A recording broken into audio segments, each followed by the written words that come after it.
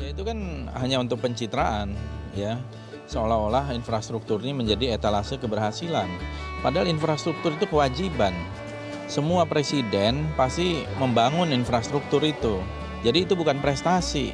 Prestasi itu kalau melebihi dari apa yang ditargetkan. Jadi ini yang menurut saya jangan menipu rakyat lah, seolah-olah itu. Dan saya kira dengan mempercepat ini kan memang mau dijadikan itu semacam seolah-olah prestasi dari pemerintah sekarang. Padahal menurut saya itu bukan prestasi. Itu kewajiban biasa, rutin itu.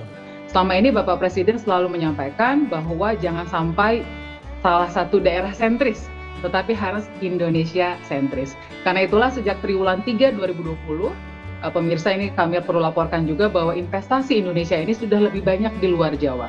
Jadi selama 8 triwulan berturut-turut, investasi itu sudah lebih banyak di luar Pulau Jawa. Ini adalah hasil dari kerja keras di periode sebelumnya, Pak Jokowi dan Pak JK yang mengejut infrastruktur. Karena salah satu yang menjadi daya tarik investasi adalah jika ada infrastruktur yang memadai. Pembangunan infrastruktur yang dilakukan oleh pemerintah belum mempunyai pola dan kriteria yang jelas. Ya, jadi membangun, tapi apakah itu kebutuhan daerah itu? Apakah itu yang dibutuhkan oleh rakyat pada saat ini? Dan pada saat kayak seperti sekarang katanya Papua siapa yang memakai jalan itu di Papua misalnya. Artinya jalan itu bagus, tetapi bagaimana kalau jalan apakah itu yang paling dibutuhkan tidak oleh dipakai daerah? oleh mobil kita atau mobil di sana, tidak ada penduduk di sana, tidak menimbulkan misalnya di kiri kanan jalannya ada warung kayak atau apa gitu ya. Membangun infrastruktur bukan hanya betonnya saja. Apa yang sudah kita bangun, yang orang di awal-awal banyak yang mempertanyakan mengenai masalah infrastruktur, baik itu jalan tol, baik itu seaport, pelabuhan, airport bandara yang kita bangun, banyak yang mempertanyakan, untuk apa rakyat tidak makan aspal? Dan lain-lainnya ada yang mempertanyakan masalah itu. Ini sekali lagi, kita ini ingin bersaing dengan negara-negara lain. Kita ingin membangun sebuah peradaban. Kita ingin meningkatkan pertumbuhan ekonomi kita. Kita ingin menyiapkan competitiveness, daya saing negara kita. Dan yang paling penting kita ingin membuka lapangan pekerjaan yang seluas-luasnya.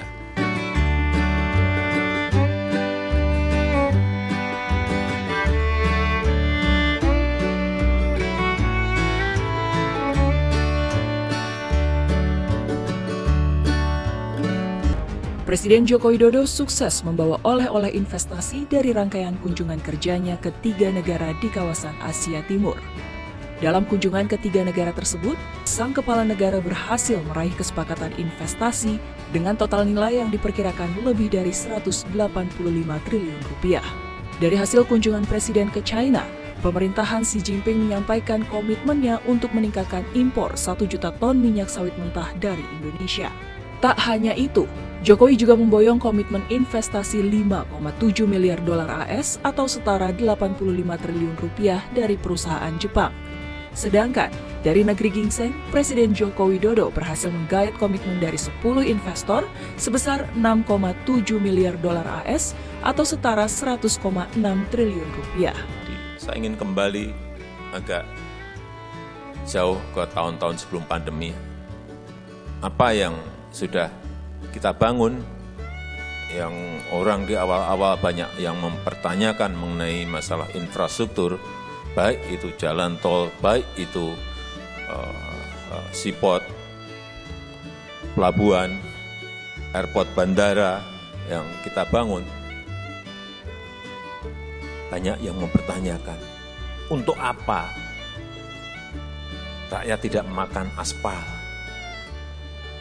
Dan lain-lainnya ada yang mempertanyakan masalah itu. Ini sekali lagi, kita ini ingin bersaing dengan negara-negara lain. Kita ingin membangun sebuah peradaban. Kita ingin meningkatkan pertumbuhan ekonomi kita.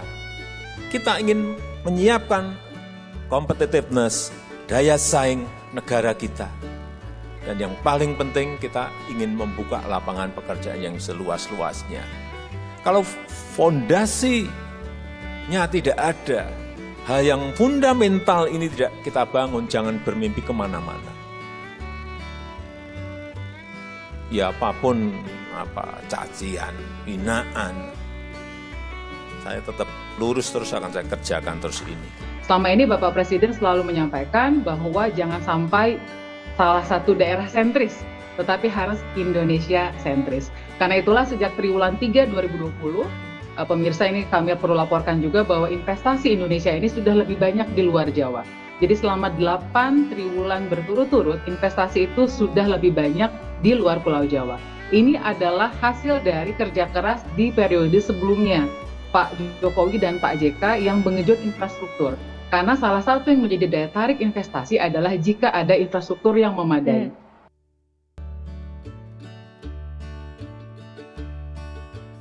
Jadi kalau kita bicara soal transformasi ekonomi, salah satu wujudnya adalah hilirisasi. Kalau kita bicara hilirisasi, apa sih yang dilakukan hilirisasi? Yaitu sumber daya alam kita yang sangat banyak. Jadi Bapak Menteri Investasi selalu menyampaikan, sudah saatnya kita berhenti menjual tanah air. Sudah saatnya kita berhenti mengekspor bahan baku atau raw material. Itulah kenapa pemerintah menyetop ekspor nikel misalnya. Nah sekarang udah ada dampaknya, Mbak Manu. Dulu defisit neraca perdagangan kita masih katakanlah berat. Sekarang sudah tersisa sekitar hampir $1 miliar saja. Yang kita yakin bahwa tahun ini dan tahun depan kita bisa surplus dengan Cina. Artinya antara investasi dan perdagangan nggak bisa kita pisahkan. Tapi dari sisi kalau mau ada perdagangan, maka mesti ada investasi. Kalau mau ada penerimaan negara, penciptaan lapangan kerja, maka mesti dimulai dengan investasi.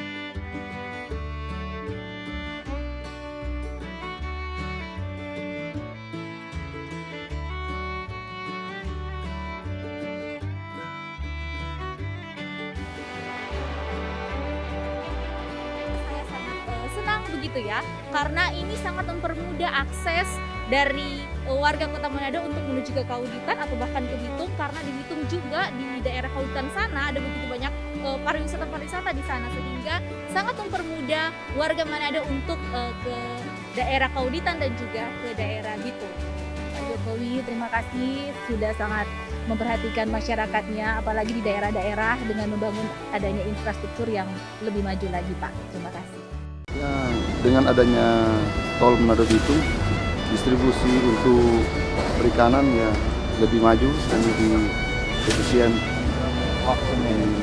ya lebih cepat lah. Pasti akan lebih membantu saya sebagai driver rental. Daerah sini semakin ramai dengan saya semakin laku. Mantap memang ini jalan tol ini.